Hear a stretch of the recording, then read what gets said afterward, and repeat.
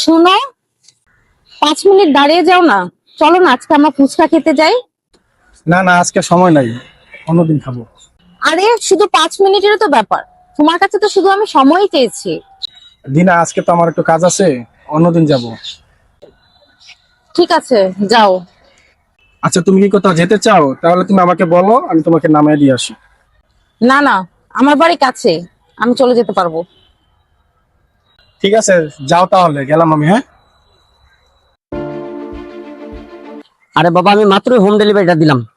তোমাকে এই সময় আমি 10,000 টাকা দিয়ে কিভাবে ঘড়ি কিনে দেবো? আচ্ছা ঠিক আছে, ওকে, বাই, রাখো। আরে শুধু 5 মিনিটের তো ব্যাপার, তোমার কাছে তো শুধু আমি সময়ই চেয়েছি।